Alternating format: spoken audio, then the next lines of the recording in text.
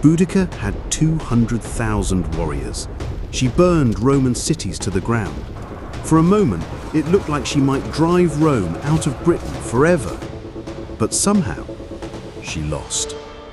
Not just a battle, everything. Her army shattered, her rebellion erased, her people slaughtered. So what happened? Today we're digging into the fatal mistakes, hidden weaknesses, and brutal truths behind the fall of one of history's most legendary revolts. Because Boudica didn't lose by accident. Picture this, it's 60 AD, and Boudica has just done what no one thought possible. She's united the fractured Celtic tribes of Britain. She's burned 3 Roman cities to ash. Londinium, what we call London today, is nothing but smoking ruins behind her. The Roman governor Suetonius is genuinely panicking. His own accounts describe it as a crisis that threatened the entire province. For a moment, just a moment, it looked like Boudica might actually drive Rome from Britain forever. But she didn't. Instead, her rebellion ended in a catastrophe so complete that it crushed Celtic resistance for generations. Thousands upon thousands of her followers perished. The dream of a free Britain died with them. And here's what haunts me about this story. It didn't have to end that way. Today we're going to uncover the crucial mistakes and hidden factors that doomed Boudica's legendary revolt.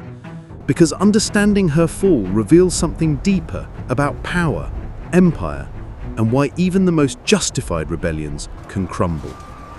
Let's start with the battlefield itself, because this is where everything went wrong. When Boudica finally faced the Romans in that decisive battle, she chose her ground poorly. Think about it. You have 200,000 warriors, your enemy has maybe 10,000. The smart play?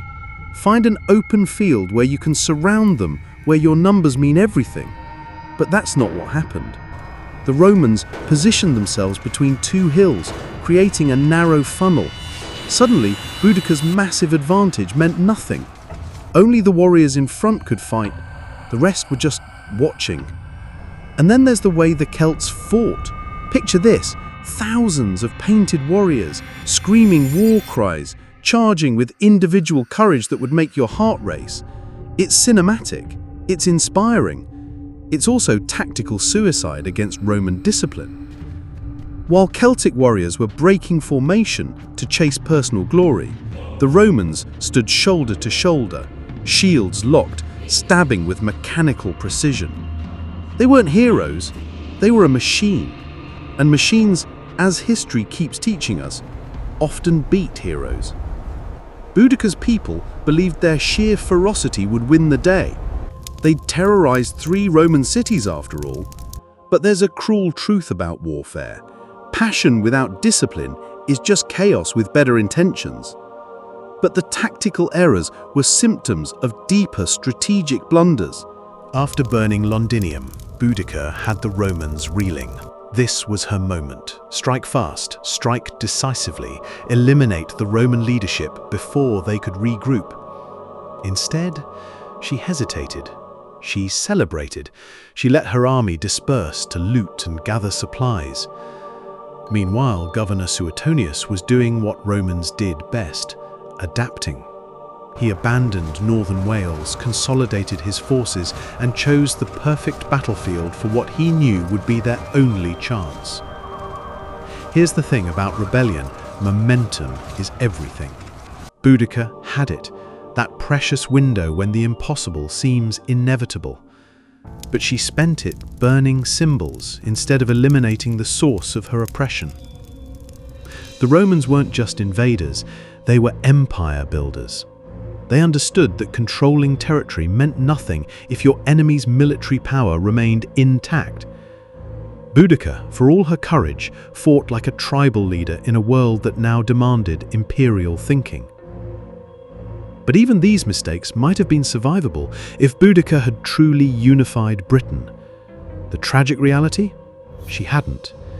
Yes, she united some tribes, the Iceni, the Trinovantes, others who'd suffered under Roman cruelty, but many tribes stayed neutral. Some actually sided with Rome. Why? because rebellion is a luxury only the desperate can afford. Other tribal leaders looked at their own situation and thought, Rome is brutal but predictable. This rebellion, it might make things worse. And they weren't wrong, because Boudica's rebellion wasn't built on careful political alliance, it was built on rage. Justified rage, righteous fury over Roman brutality, but rage nonetheless. Rage can start revolutions, but it can't sustain them. That requires the kind of cold political calculation that Boudica, in her burning grief and fury, simply couldn't provide. The Celts fought as they always had, tribe by tribe, chief by chief, each group pursuing their own version of victory. Meanwhile, they faced an enemy that had spent centuries learning how to absorb, adapt to, and ultimately crush exactly this kind of fragmented resistance. Now let's talk about something that doesn't make it into the heroic songs: logistics. Feeding 200,000 people is hard. Feeding 200,000 warriors while they're moving across hostile territory, it's a nightmare. But here's what made it worse. Boudica's army wasn't just warriors. Entire families had joined the rebellion. Wives, children, elderly relatives, all traveling with wagons full of belongings. They weren't just fighting for freedom, they were carrying their entire world with them. This created a cruel irony. The very thing that made the rebellion so powerful, its popular support, also made it vulnerable.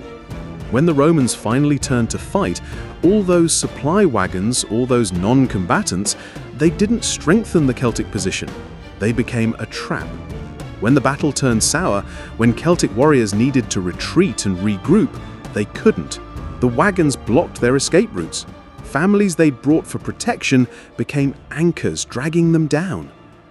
And all the while, the Roman war machine, stripped of everything except killing efficiency, moved with the terrible grace of an empire that had learned to travel light and strike hard.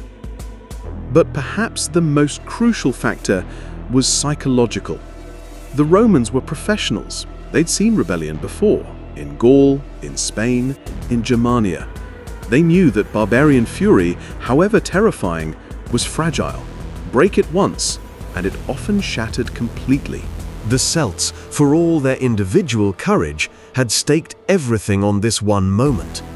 When the battle started going wrong, when Roman discipline began grinding down Celtic passion, something deadly happened: doubt.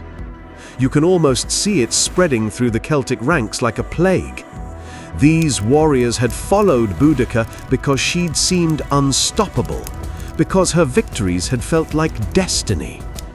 But now, trapped behind their own supply wagons, watching Roman shields advance like an iron wall, suddenly, this wasn't destiny, this was disaster. And once that realization hit, the psychological collapse was swift and merciless. Warriors who'd burned cities began throwing down their weapons. The same passion that had made them feel invincible now made them feel hopeless. The Romans, meanwhile, fought with the cold confidence of professionals who knew their system worked. They'd engineered this moment, the terrain, the tactics, even the psychology, because they understood something Boudica's people didn't. Sometimes, the side that cares less wins. But here's the deeper truth, the one that makes Boudica's story both tragic and timeless. She wasn't just fighting tactical mistakes or strategic errors. She wasn't even fighting Rome. Not really. Boudica was fighting against something bigger, something that had been building for centuries. An empire built on brutal efficiency, yes, but also on a terrifying understanding of human nature itself. Rome didn't just conquer territory, they conquered minds. They studied their enemies, learned their weaknesses, then exploited those weaknesses with surgical precision. Boudica fought with the passion of someone who knew she was right, but Rome fought with the patience of something that had learned to make right irrelevant. In the end, Boudica wasn't defeated by better warriors or superior weapons. She was defeated by history itself, by the collision between an ancient world of personal honor and tribal loyalty and a new world of systematic oppression and imperial calculation. Her rebellion was the last great cry of a dying age. And Rome? Rome was the future, cold and efficient, and utterly without mercy. Understanding why Boudica fell reveals something crucial about power that echoes through history right up to today. Empires don't just win through strength, they win by making their enemies defeat themselves. Every strategic blunder, every political division, every logistical nightmare that doomed the Celtic rebellion, these weren't accidents. They were the predictable results of passionate resistance meeting systematic oppression. The question that haunts me, and maybe it should haunt you too, is this: are we doomed to repeat the same mistakes? When we see injustice, when we feel that righteous fury that drove Boudica to rebellion, do we have the wisdom to learn from her failure? Or will we, like her, fight with courage and lose with honor, while the empires of our time study our mistakes? If this exploration of power, rebellion, and the patterns that shape our world resonated with you, hit that like button. It genuinely helps more history enthusiasts discover these stories. And don't forget to check out the playlist appearing on your screen right now for more tales of legendary leaders, dramatic battles, and the moments that changed everything. Because understanding the past isn't just about what happened, it's about what's still happening.